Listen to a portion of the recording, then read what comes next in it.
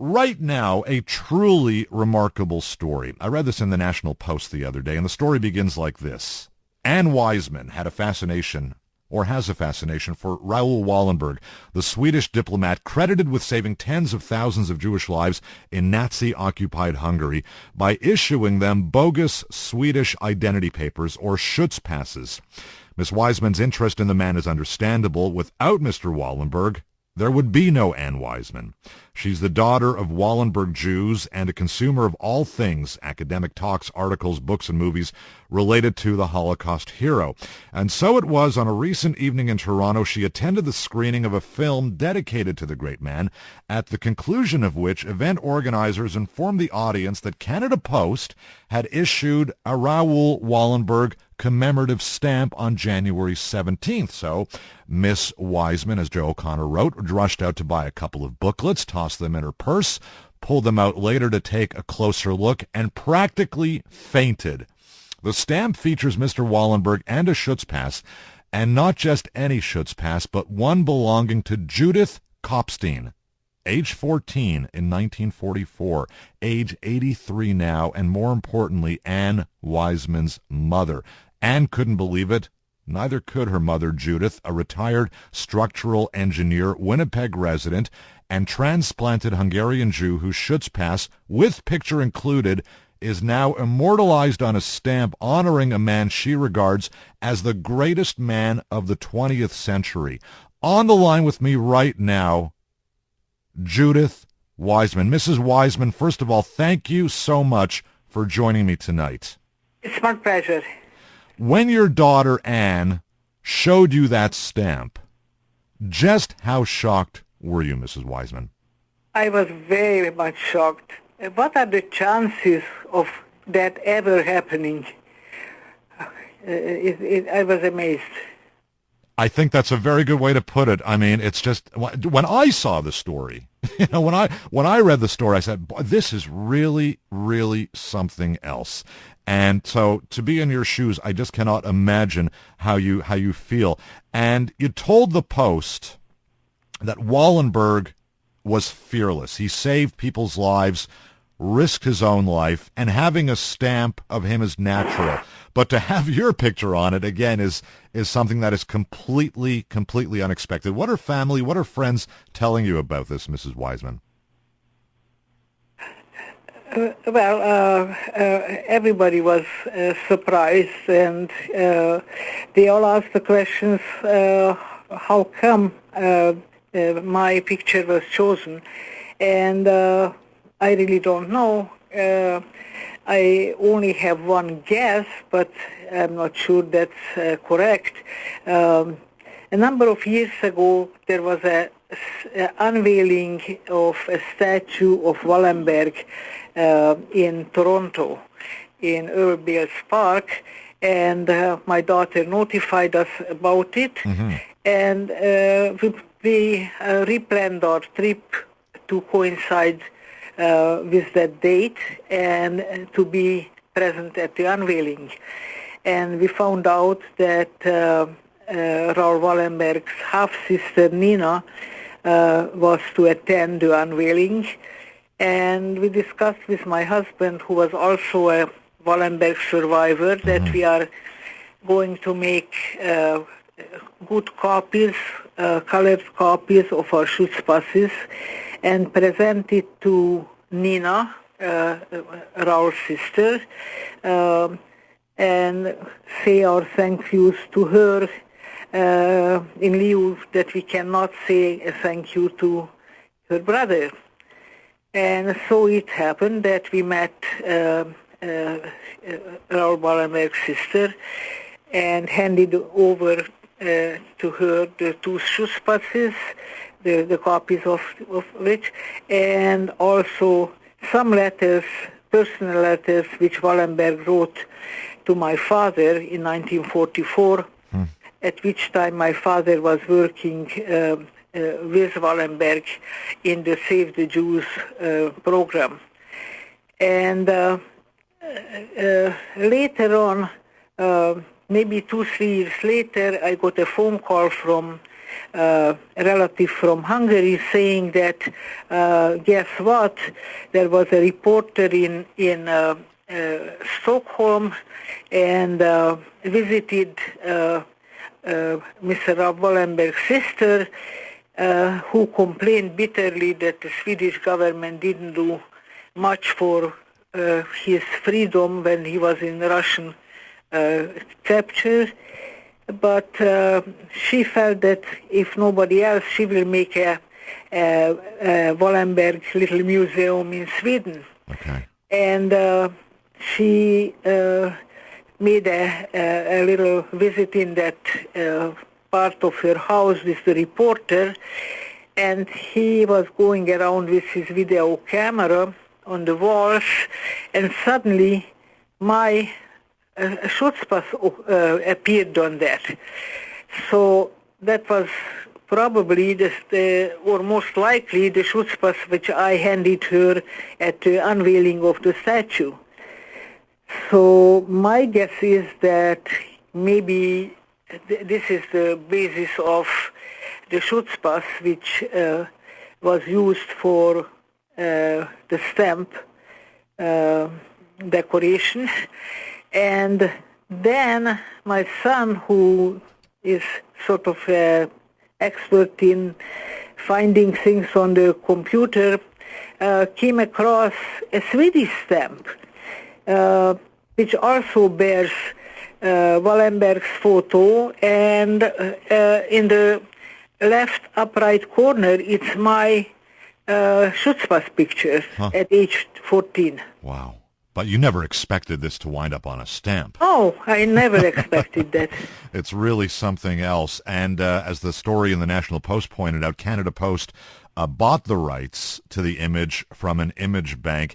And basically, Mrs. Weiszmann's story is that of a teenage girl living in Nazi-occupied Budapest when Wallenberg came to town, and you mentioned your father worked with him. Wallenberg started issuing those life-saving documents. Your family went straight to the consulate door to pick up those papers. What was that scene like, Mrs. Weiszmann? So many desperate people. There were hundreds and hundreds of people trying to get into the consulate, and they had difficulty sort of keeping order, as can you imagine people fighting for their life? They pretty well knew that Shutz-Pass might mean the difference between life and death.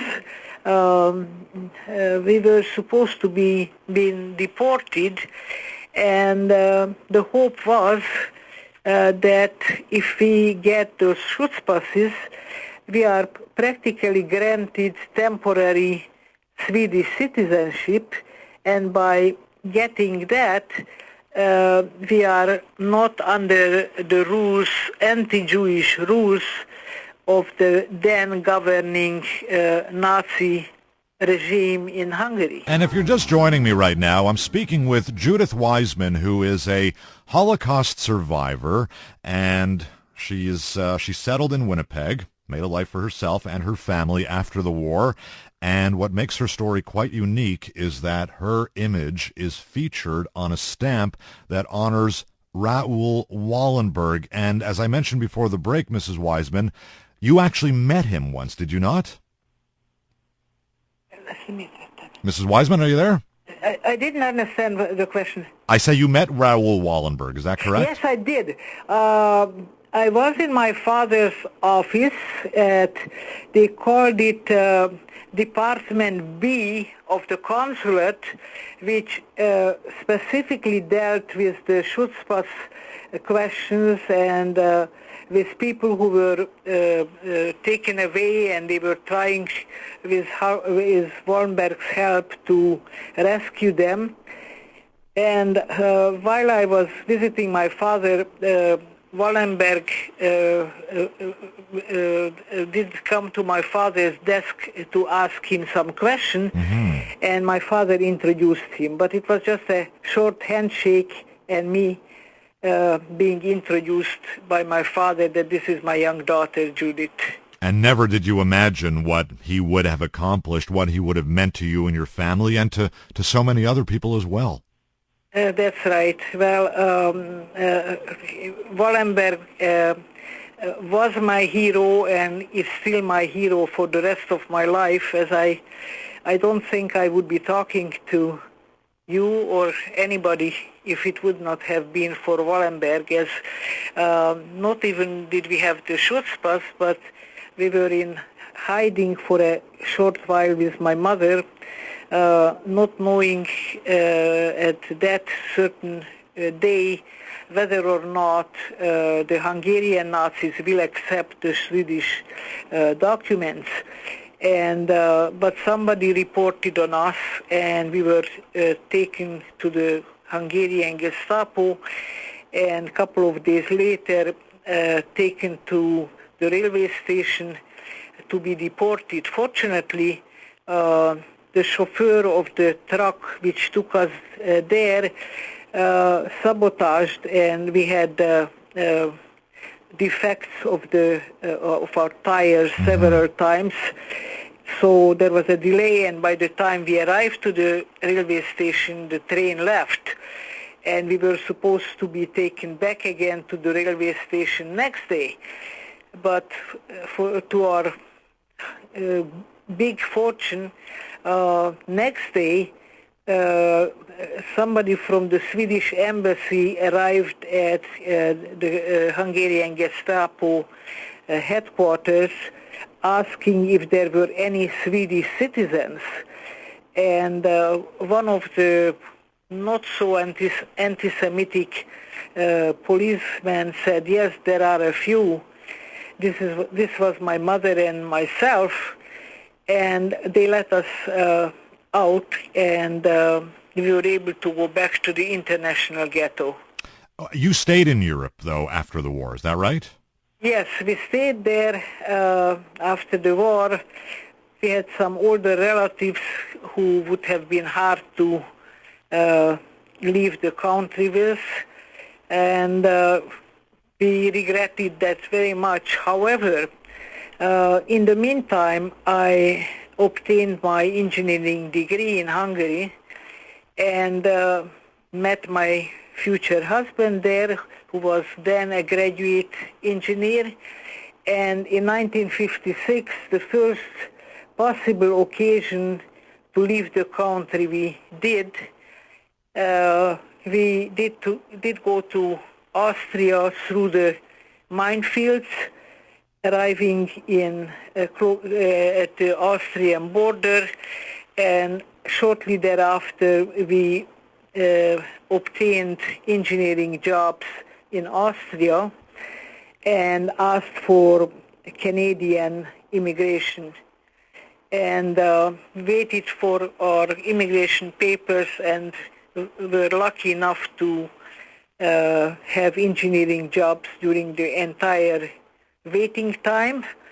In 57 August, we were fortunate that due to the graciousness of Canada, we were accepted as refugees in Canada, and first we settled in Montreal, but only for a short time, as that was the time when Drapeau lost the election, and so did we lose our engineering jobs. Oh, I see.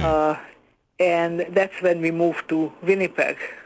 And I read where you said your second miracle was coming to Canada as refugees after the Hungarian Revolution. Is that right, Mrs. Weiszmann? Yes, that was our second miracle. It's really something, and you, as you said, you were able to make a good life in Canada, and you cherish being Canadian, and you had a family, a son, a daughter, some grandchildren as well. When you look back on everything that's happened to you in your life, Mrs. Weiszmann, can you believe it? What you lived through? Sometimes it's unbelievable, the whole life. It produced so many miracles that it's really unbelievable. And as a matter of fact, when we came to Canada, a lot of people didn't want to believe them. I think people are now more open-minded and they understand more about the Holocaust. And I spent a lot of time on Holocaust education as a volunteer. I visited schools. Also, I gave lectures to university students, and I am on the program, and I'm always available if they want me to go to talk to people about the Holocaust, as I feel that this is the duty of all Holocaust survivors.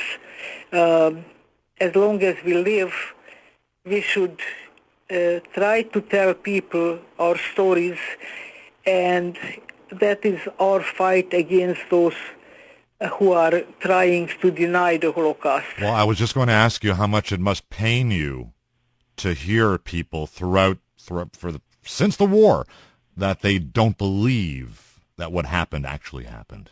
Yes, that is very painful.